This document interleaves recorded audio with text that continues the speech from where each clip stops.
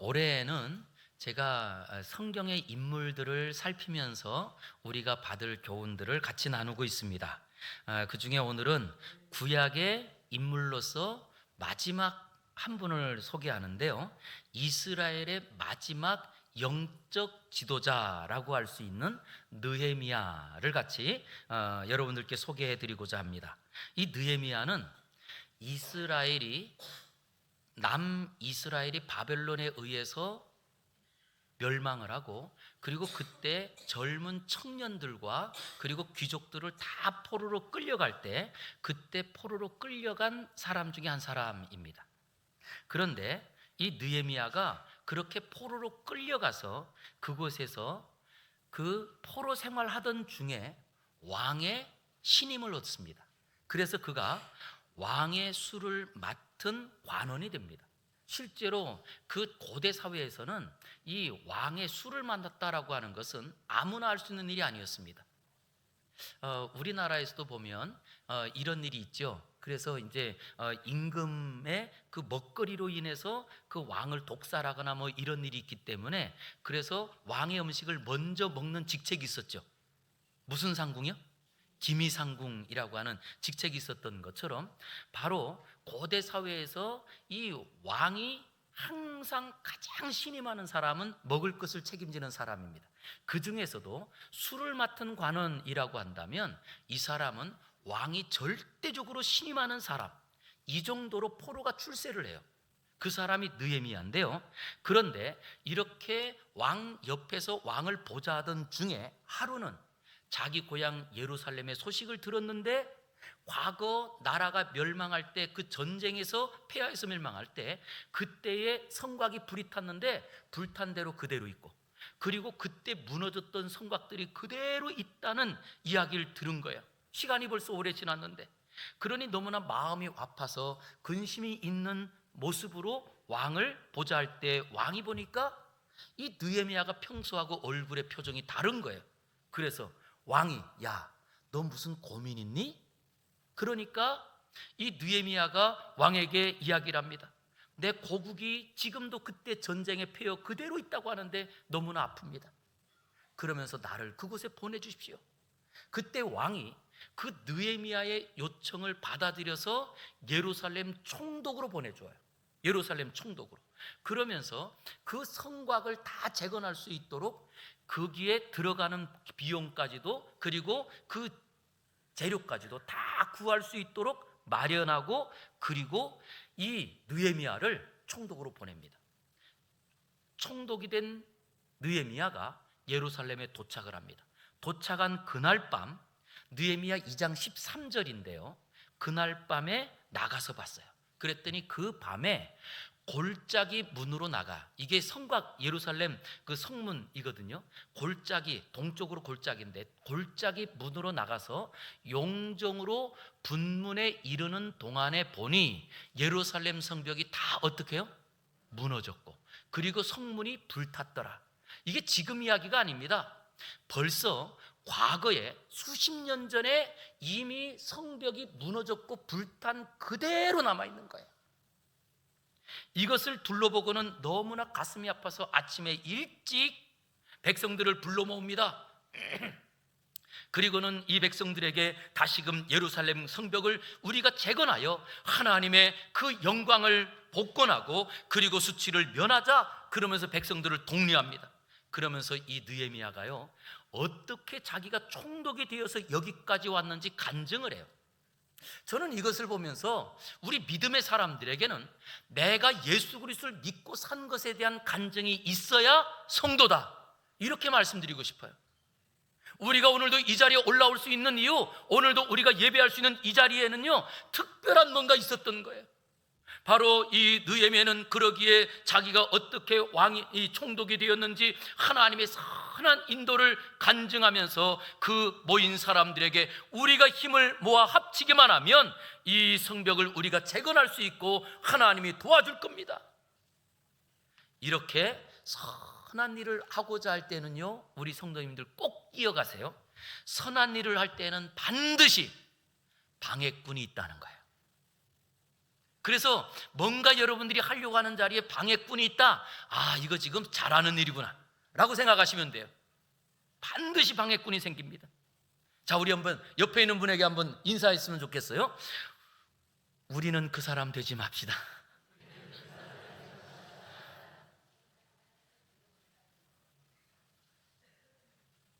그 방해꾼이요, 성경에 아예 이름을 못 박아서 기록을 해요. 누군지, 어떤 사람들이냐. 예루살렘 성벽을 재건하자고 그랬더니 거기에 이런 사람들이 나오는 거예요. 느헤미야 2장 19절입니다. 홀은 사람 누구요?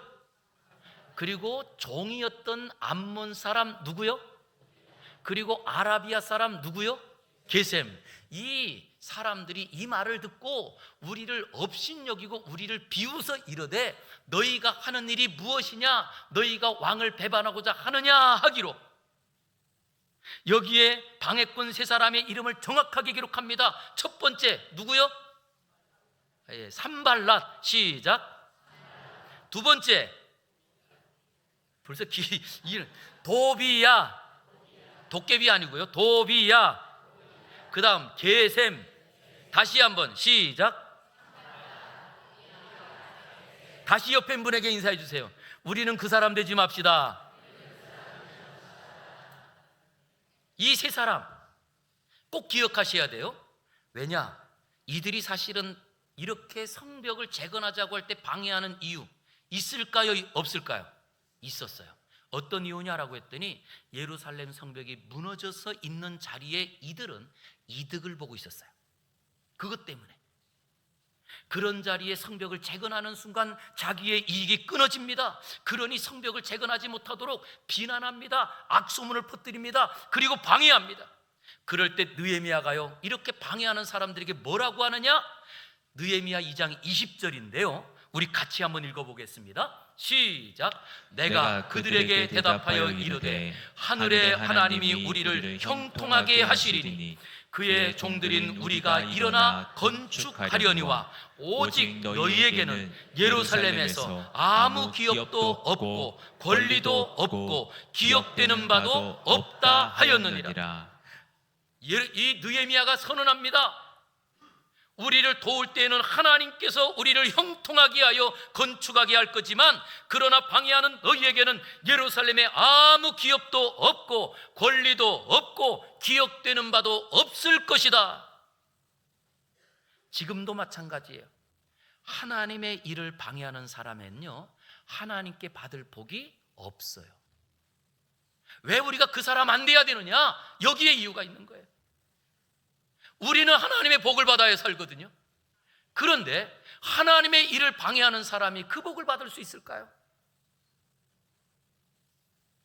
그러기에 이스라엘 백성들은, 그들은 나라가 망했고 그리고 지금까지 성벽이 무너진 자리에 성벽을 재건할 능력도 없었고 그리고 불이 탔는데도 그 불탄 그 집과 그 성벽을 어떻게 이걸 정리할 수 있는 그런 여력도 없던 자리지만 그러나 그들이 오직 하나님께서 주시는 은혜를 기억하고 힘이 없지만 순종하여 그들이 보지 못한 은혜를 경험해요.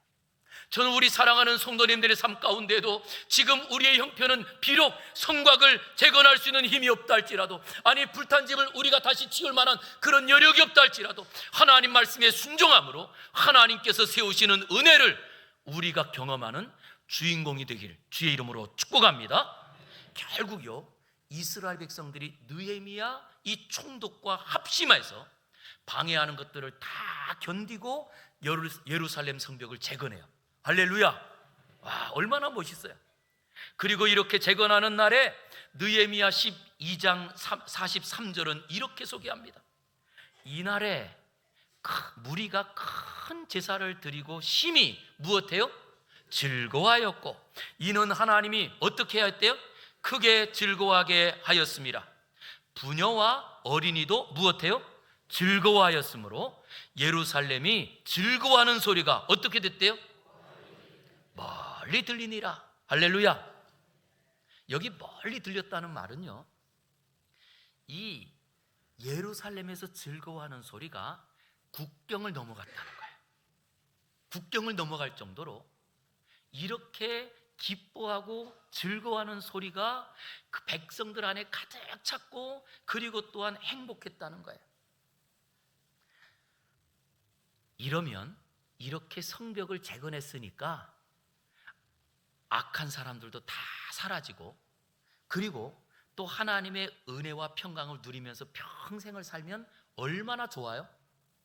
그러나 우리 인생은 우리가 마지막 숨이 끊어지는 그 순간까지 끝난 것이 아닙니다. 즉 이 말은요, 우리가 죽는 순간까지 신앙의 유혹은 계속 찾아와요. 오늘은 우리가 신앙으로 이겨서 예배한다 할지라도 내일도 신앙으로 이긴다는 보장이 없습니다.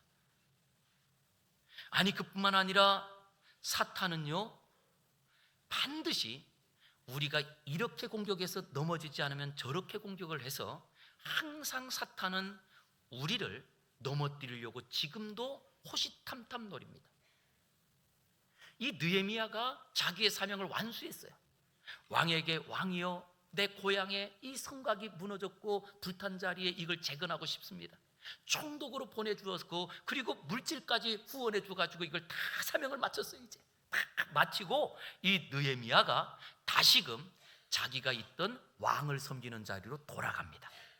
자, 우리 한번 돌아간 느헤미야 13장 6절인데요, 같이 한번 보세요. 그때에 내가 예루살렘에 있지 아니하였느니라. 이 말이 이제 그 모든 사명을 마치고 예루살렘을 떠나서 자기가 있던 자리, 왕을 섬기는 자리로 돌아간 거예요.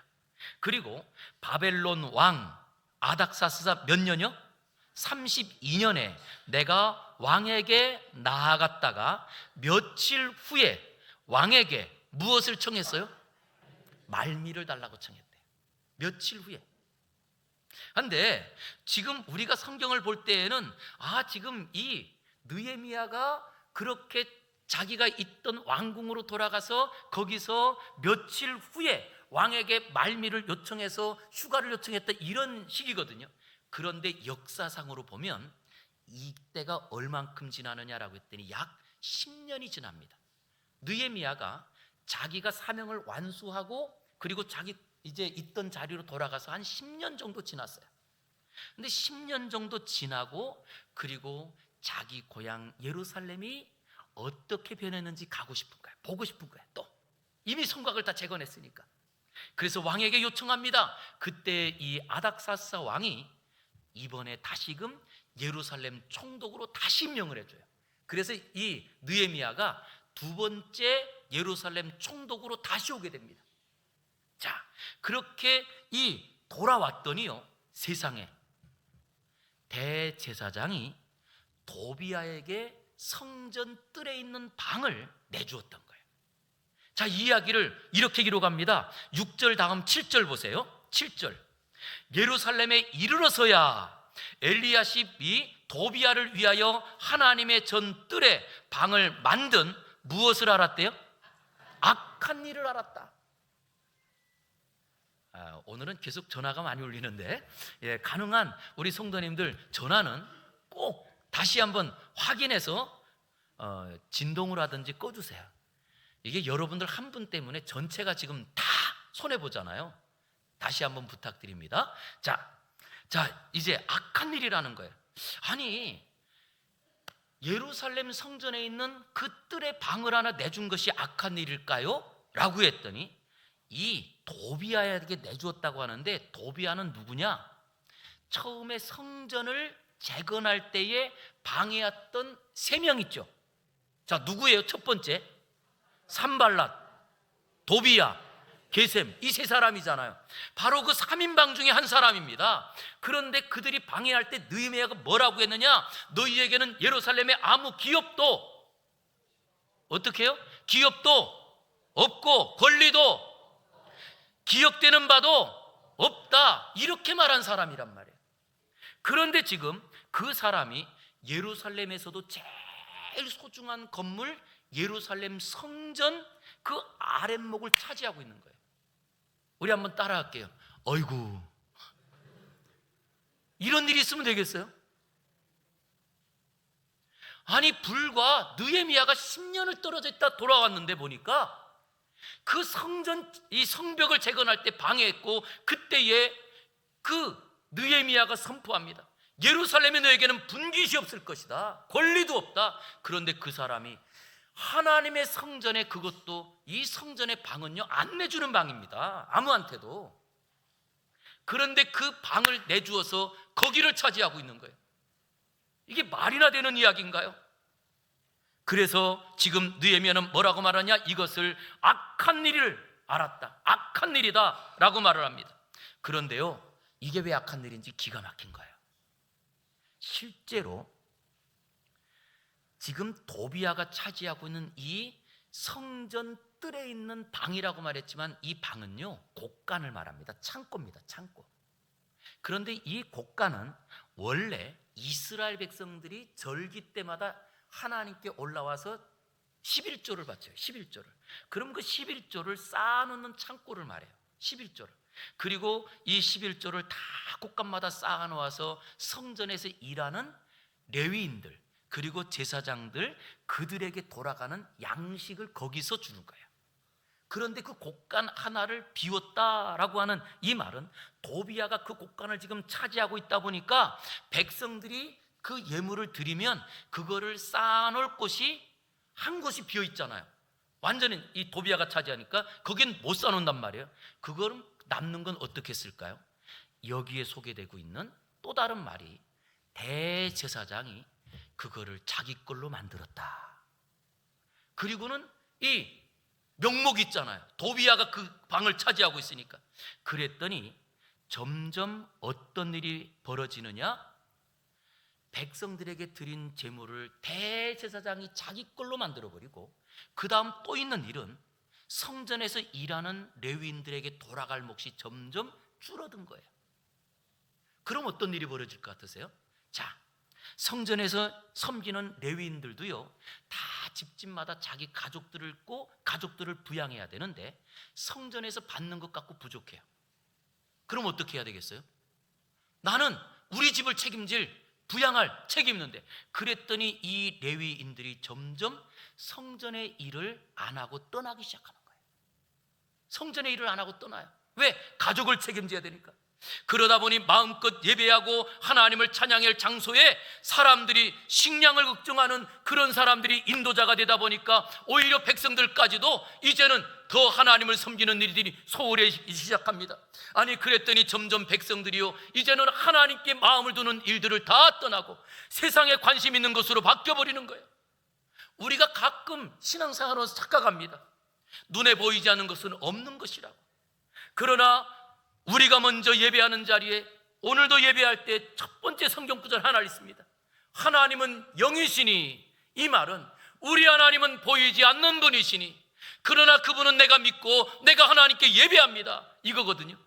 그것처럼 지금도 하나님이 계시는 것처럼 우리의 영원한 대적 사탄은 우리를 계속 공격하려고 합니다. 대놓고 우리에게 예배를 드리지 못할 상황을 만들기도 하지만, 그런데 정면으로 공격해도 그것이 먹혀지지 않을 때는요, 측면으로 파고들어서 예배를 드리지 못하도록 공격하고 있다는 거예요. 그것이 오늘 이 도비야가 성전뜰에 그 창고 하나를 빌려서 사용하고 있는 거예요. 이게 무슨 일 같으세요? 아무 일 아닌 것 같잖아요. 그러나 오히려 그 창고를 내주는 것 때문에 이제는 레위인들이 성전을 떠나게 됩니다. 아니, 성전에서 예배하는 사람들이 점점 줄어들고 이제는 백성들이 하나님을 향한 마음들이 줄어들게 되더라는 거예요. 그러게 우리 사랑하는 성도님들, 제발 부탁드립니다. 우리가 교회 안에서요, 우리가 해야 될 일은요, 오직 하나님이 기뻐하시는 것이 뭘까? 이것만 생각하고 이것만 말해야 되는 거예요. 교회 안에서 종교 이야기, 아니 어떤 정치 이야기하고 뭐 이런 거 한번 이야기한다고 어떨까? 그것이 점점 우리의 마음을 하나님이 아닌 정치로 마음을 빼앗겨 버려요. 그뿐인가요? 세상의 돈 이야기가 점점 교회 안에 점점 들어왔더니 하나님보다 돈이 더 중요한 것처럼 우리의 생각들이 바뀌어 버립니다. 이것처럼 아무것도 않았던, 아무것도 아닌 것 같았던 한 가지의 일, 그 도비야에게 성전뜰에 있는 창고 하나 내준 것 때문에 결국 이스라엘 백성들이 하나님을 예배하는 일들이 점점 줄어들고 하나님을 생각하고 하나님을 위하는 마음들이 떠나더라는 거야. 사탄은 지금도 우리의 예배를 방해합니다. 그래서 예배 드리는 것을 가능한 형식적으로 만들어요. 일주일 동안 우리가 6일 동안 어떻게 살든지 그냥 이 시간에 왔다가 가면 되는 것처럼 그렇게 만들어버려요. 그리고 점점 우리의 예배를 형식적으로 만들고 예배를 소홀히 하게 만듭니다. 그냥 이 예배 자리에 있기만 하면 예배를 드리는 것처럼. 아니, 우리 사랑하는 주일학교 부모님들, 제발 우리 자녀들이 주일을 교회 왔다고 신앙이 있다고 착각하지 마세요. 그 아이들이 지금 다 어디 갔나요? 과거에 많았던 아이들이 지금은 다 하나님을 떠납니다. 진짜 그 마음 가운데 하나님이 있었다면 그렇지 않을 거예요. 이유가 어디 있을까요? 그냥 내가 주일날 교회에 왔다가 가니까 신앙이 있는 것처럼 착각했더니 자녀들도 교회에 오기만 하면 교회 왔니? 그것으로 끝나버렸던 거예요. 그러기에 점점 하나님께서는 우리에게 성경을 통하여 강조합니다. 너는 마음과 뜻과 정성을 다하여 내 힘을 다하여 내 하나님 여호와를 사랑하라. 그러게 다윗도요, 시편 103편에서 이렇게 고백합니다. 내 영혼아 여호와를 송축하라. 내 속에 있는 것들아 다 그의 거룩한 이름을 송축하라.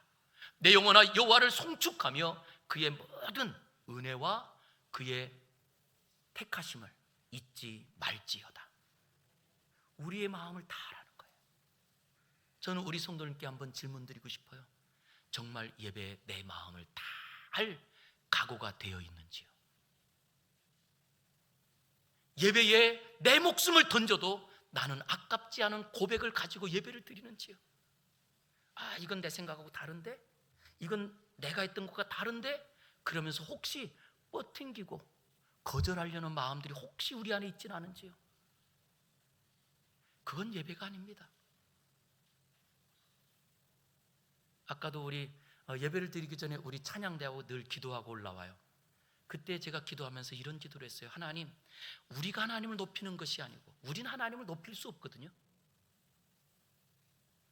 우리가 무엇을 한다고 하나님이 높아질까요? 찬양을 아름답게 한다고 높아질까요? 우리가 헌금을 대단하게 많이 하면 하나님께서 높아질까요? 아니요. 우리의 높이는 방법은 딱 하나가 있어요. 내가 할 수 있는 방법이에요. 내가 낮아지는 겁니다. 그게 하나님을 높이는 거예요. 내가 죽었습니다. 내 방법으로 안 됩니다. 이것이 예배거든요. 그런데 뭔가 바뀌었어요. 우리가 하는 것이 뭔가 대단한 일을 하는 것처럼, 하나님을 높이는 방법인 것처럼. 그러기에 다시 한번 우리 사랑하는 성도님들, 저는 지금까지 목회하면서 정말 건성으로 예배를 드리는 사람이 하나님의 복을 받는 법을 저는 못 봤어요. 예배를 드리지 않는데 건강한 성도를 저는 만나본 적도 없습니다. 진짜 우리 성도님들이 한 해 하나님의 그 은혜를 받고 살기를 원하신다면 온전한 예배자, 나는 죽고 예수로 사는 것, 내 생각 아무것도 아닙니다, 하나님의 뜻이 전부입니다 라고 하면서 어떤 자리에도 예배를 사수하는, 하나님 앞에 예배하는 주인공들이 되시기를 주의 이름으로 축원합니다. 오늘 이 느헤미야가요, 그걸 보면서 이 도비아에게 방을 내주고 그것 때문에 점점점 예배자들이 줄어들고 예배를 섬기는 이 레위인들이 떠나는 것을 보면서 느헤미야 13장 8절 보세요. 같이 한번 읽어보겠습니다. 시작. 내가 심히 근심하여 도비아의 세간을 그 방 밖으로 다 내어 던지고, 내가, 느헤미야 자신이 말하는 거예요. 내가 심히 근심했다라고 하는 또 다른 표현은 내 안에 분노가 넘쳤다는 거예요. 그래서 내 안에 심히 이 화를 가지고 도비아의 세간을 그 방 밖으로 다 내 던져버렸느니라. 그리고는 그 다음에 이렇게 명령합니다. 그 방을 깨끗하게 치워서 그 방 안에 다시금 그 소재물들과 그리고 또한 백성들이 드리는 그 예물들을 그 안에 채워라 라고 명령했다는 거예요. 우리에게도 이런 은혜가 있길 원합니다. 내가 지금까지 예배를 드리는 자리에 내가 소홀히 했던 것이 무엇인지, 아니 내가 잃어버렸던 것이 무엇인지 다시 한번 기억하여서 새롭게 예배자로 거듭나고 예배 안에서 하나님과 나아가는 우리 성도가 되기를 주의 이름으로 축원합니다. 이렇게 날마다 예배는요, 새롭게 거듭나고, 이게 예배인 거예요. 뭔가 결단하고 내가 과거에 했던 것들을 버리고 새롭게 나가는 이것을 예배라고 말하는 거예요. 그랬더니 이 상태는요, 예루살렘의 상태는 그냥 도비아에게 방을 내준 정도로 끝나지 않습니다. 23절 또 볼게요. 23절 시작. 그때 내가 또 본즉 유다 사람이 아스돗과 암몬과 모압 여인을 맞아 아내로 삼았는데, 내가 본즉, 계속 이 느헤미야가 내가라는 말을 쓰는데요, 내가 보았더니 세상에 유다 사람들이, 이스라엘 사람들이 아스돗, 블레셋 사람과 암몬 사람, 모압 사람을 아내로 맞이하고 있더라는 거예요. 우리 한번 따라서 해볼까요? 헐! 이런 일이 벌어지고 있는 거예요. 그랬더니 여러분, 이렇게 언약 백성이었던 이스라엘 백성들이 이방 여인들과 결혼하면 어떤 일이 벌어지는 줄 아세요? 24절 보세요. 그들의 자녀가 아스돗 방언을 절반쯤은 하여도 유다 방언은 어떻게 했대요? 못하니.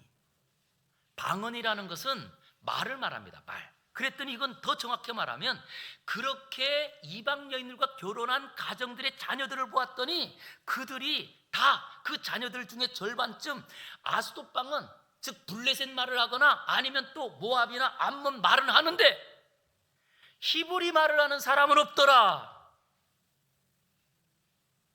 히브리 사람이거든요. 그런데 다른 말로 말하면 대한민국 사람이 대한민국 말을 못하더라. 우리는 학교를 다니면서 우리는 이미 한글을 배웠고, 한글 갖고 있다가 이제 또 영어를 배우잖아요. 그럼 영어로 해서 영어 실력이 너무, 와, 얘가 실력이 좋다라고 말하잖아요. 그런데 정확하게 언어는요, 실력이 아니고 정체성입니다. 한국 사람은 무슨 말을 할 줄 알아요? 한국말을 할 줄 아는 사람이 한국 사람인 거예요. 미국 사람은 그럼 무슨 말을 잘할까요? 미국 말을 잘하죠. 그걸 보고 한국 사람이구나, 미국 사람이구나, 이렇게 말하는 거거든요. 바로 그러기에 우리나라도 아픈 과거가 있잖아요.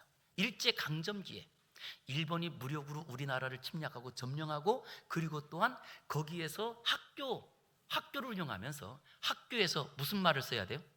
일본 말만 써야 됐어요. 그래서 지금도 연세 드신 분들 중에는 일본 말을 하시는 분들이 계시더라고요. 그런데 그렇게 학교에서만 일본 말을 쓰는 게 아니고 모든 가정의 성과 이름을 다 일본 말로 바꿨죠. 창씨 개명을 해서, 그래서 일본 말로 아예 이름이 그냥, 그래서 다 이름을 일본 말로 다 바꿔버렸어요. 그러면 이제부터 어떻게 해요? 이름을 부를 때 익봉아가 아니고 일본 말로 불러야 되는 거예요. 이렇게 바꾼 것이 왜 그런가라고 했더니 우리 한민족의 정체성을 바꾸기 위한 시도였습니다. 이것처럼 이스라엘 백성들이요, 이방인들과 결혼해서 이방인들과 섞여 살았더니 히브리 말을 하나도 할 줄 모르는 거예요. 그리고 히브리 말을 말할 줄도 모르고 히브리어를 모르니까, 그러면 율법을 알 수 있을까요, 모를까요? 율법 모르죠. 그러니 제사를 제대로 지낼까요? 율법을 모르는데 어떻게 제사를 제대로 지낼 수 있겠어요? 이처럼 이스라엘 백성들이 이제는 그들이 히브리 말을 못함으로 하나님의 역사도 모르고 하나님의 율법도 모르고 이제는 하나님을 제대로 섬기지도 못하고, 그랬더니 이스라엘 백성들 안에 선민의식이 사라지고 하나님의 사람이라고 하는 정체성들이 무너지더라는 거예요. 그러기에 저는 우리 사랑하는 성도님께 당부드립니다. 우리가 하나님의 자녀라면요, 우리가 날마다 입에 달고 있어야 될 것은 하나님 말씀을 입에 달고 살아야 되더라는 거예요. 그 사람이 하나님의 사람이더라는 거예요. 그런데 하나님의 사람이라고 말하면서 여전히 세상 말을 좋아하고 돈이 최고라고 말하고, 그리고 믿을 사람 하나도 없다고 말하면 그 사람은 하나님의 사람이 아니겠죠. 세상 사람들이란 말을 그대로 가고 있으니까. 바로 그들이 언어를 잃어버렸습니다. 그랬더니 이제 하나님의 사랑도 잃어버리고 그들의 성민의식도 잃어버렸더니 결국 대제사장의 손자가요, 산발랏, 하나님의 대적자였던 아까 그 방해꾼 3명 중에 한 사람 산발랏의 딸과 결혼해서 산발랏의 사위가 됩니다. 자, 우리 한번 또 진짜인지 읽어볼게요. 느헤미야 13장 28절 읽겠습니다. 시작. 대제사장 엘리야십의 손자 요야다의 아들 하나가 호론 사람 산발랏의 사위가 되었으므로 내가 쫓아내어 나를 떠나게 하였느니라. 여기에 그러기에 그 아들의 이름을 소개하지 않습니다. 아들의 이름 대신에 아버지의 이름 요야다를 소개하고 그 다음에 그 할아버지의 이름 엘리야십을 소개합니다. 이렇게 대단한 가문이에요. 이스라엘을 대표하는 영적인 아버지 대제사장과 그리고 또한 그 대제사장의 아들의 이름을 소개하면서 그 아들의 아들이었던 손자 하나는 호른 사람 산발랏의 사위가 되었더라. 그랬더니 이 느헤미야가 보세요, 어떻게 했는지. 28절 끝에 내가 쫓아내요 나를 떠나게 하였느니라. 왜 그럴까요? 실제로는 대제사장의 가문에서 혈통을 따라 제사장이 나오기 때문에 이 손자는 대제사장이 되는 사람이에요, 가만히 있으면. 그런데 그 사람이 하나님의 일을 방해하고 성전 이 성벽을 재건한 일을 방해한 첫 번째 사람 산발랏의 사위라니 말이나 됩니까? 왜 이런 일이 벌어졌을까요? 예배가 무너지면 우리의 삶은 전부가 무너지기 때문에 그렇습니다. 우리가 날마다 예배 드릴 때마다 왜 내 자신을 돌아봐야 되느냐? 건성으로 드리고 형식으로 드리고 그냥 과거에 있던 것을 그대로 갖고 살면 안 되는 이유입니다. 지금도 우리가 영적인 위기를 만났다고 합니다. 이유는 나라가 악하기 때문이 아니 세상이 악하기 때문 이런 거 아니에요. 우리가 건성으로 예배드리기 때문입니다. 마음을 담고 진짜 하나님 앞에 내가 어떻게 살아야 될까 대한 고민이 없는 거예요. 그러기에 우리는 무엇하느냐라고 했더니 조금만 손해를 보려고 하면 신앙도 잃어버립니다. 내가 조금만 오해받으려고 하면 나는 아무것도 안 해도 되는 사람인 것처럼 착각합니다. 하나님의 말씀을 읽지 못하고 그 하나님의 말씀을 말하지 못하면 하나님의 은혜를 잃어버리고 그리고 점점 우리 안에 신앙생활이 종교생활로 변해버려요. 혹시 우리 예배드리는 성도들 중에 내가 지금까지 어렸을 때부터 하나님을 섬겼는데 내가 하나님을 섬기는 것이 이제는 참 지루한 일 같고 어쩔 수 없이 그냥 내가 그래도 교회에 나왔으니까 어쩔 수 없이 나온 분도 있더라면 다시 한번 그런 자리에 꼭 하나님의 사람 느헤미야를 기억하시기를 바랍니다. 이 느헤미야는요, 그가 나라가 망하는 걸 봤어요. 그 자리에도 하나님을 섬기는 마음이 흔들리지 않습니다. 포로로 끌려갑니다. 이국 땅에 가서 그 이방 땅에서도 하나님만을 기억합니다. 그 자리에서 그가 그렇게 그 이국 땅에서 왕의 신임을 받고 그리고 왕의 술을 맡을 관원장까지 될 정도라면 얼마나 열심히 살았을까요? 그런 자리에도 자기 고향에 대한 그 애국심이 사라지지 않습니다. 그랬던 이 느헤미야가 이제는 자기의 모든 세상의 풍요를 포기하고 예루살렘 총독으로 자청하여 방해 세력이 있음에도 불구하고 성벽을 재건합니다. 자기의 사명 다 끝났어요. 그리고 이제 다시금 자기가 있던 그 자리로 돌아갑니다. 그런데 10년이 지나서 또 자기 민족이 자기 나라가 어떻게 살고 있는지 궁금하여 자원하여 다시금 왕에게 요청하여 두 번째 총독으로 오게 됩니다. 이걸 보니까요, 지금 이 느헤미야가 나이가 언제 몇 살일까? 정확하진 않지만 약 60 정도 되는 나이입니다. 지금은 우리가 의학이 발전되어서 60이면 인생을 새롭게 출발하는 때다라고 말하지만 과거 우리나라도 불과 몇십 년 전까지만 해도요, 환갑이다 그러면 동네에서 큰 잔치를 했어요. 바로 그럴 때입니다. 그럴 때 이 노년에 이제는 내 모든 사명이 끝났다고 말할 수 있는 그 자리에도 이 느헤미야는 거꾸로 왕에게 다시금 예루살렘의 총독으로 가겠다고 요청하여 이 땅에 옵니다. 그리고 그 땅에서 지금도 그 열정을 가지고 세월이 지났지만 그 열정이 멈추지 않고 다시금 예루살렘을 세우기 위하여 그 예루살렘 성전 안에 있었던 도비야를 몰아냅니다. 그리고 또한 이방 여인과 결혼했던 그 가정들을 내치고, 그리고 성전 안에 제사장이라고 말하지만 이방 여인과 결혼하고, 아니 하나님을 대적했던 사람과 결혼했던 이 사람을 내쫓습니다. 이런 열정이 끝나지 않는 거예요. 이 사람이 느헤미야입니다. 이 사람이 그런 자리에 무엇하느냐라고 했더니 마지막 자리까지 경건한 백성들을 세우기 위해서 최선을 다합니다. 그래서 오늘 설교 제목이요, 끝까지 최선을 다한 느헤미야예요. 우리 한번 읽어보겠습니다. 시작. 어떤 분들은 말씀하시더라고요. 내가 이제는 교회에서 은퇴했으니까 나는 끝났다고. 아니요, 끝났다면 하나님이 불러가셨겠죠. 우리가 은퇴하는 자리는요, 우리 후배들을 더 건강하게 신앙으로 세우기 위해서 내가 은퇴하는 거예요. 은퇴는 끝나는 자리가 아니고 또 다른 사명이 있는 겁니다. 지금까지는 내가 열심히 하나님의 일을 감당하던 자리에서 이제는 후배들이 그 일을 감당할 수 있도록 도와주고 세워주는 것이 바로 은퇴하는 자리입니다. 그런데 이것을 오해하는 분들이 계세요. 그래서 무엇 하느냐고 했더니 은퇴했더니 젊은 사람들이 무엇도 모르면서 한다고 오히려 그 일을 막 방해하려고 하는 분들이 계세요. 그게 아닙니다. 오늘 이 느헤미야는 자기가 예루살렘을 성벽을 재건하려고 하는 그때 방해해도 괜찮았어요. 오해받아도 괜찮았습니다. 아니 이제는 나이가 들어도 상관이 없이 오직 하나님만을 바르게 살 열심을 가지고 악한 이들을 다 몰아냅니다. 그러기에 오늘 느헤미야가 13장까지 있거든요. 그리고 13장 제일 끝부분에 자 30절부터 한번 보세요. 30절부터 내가 이와 같이 그들에게 이방 사람을 어떻게 해요?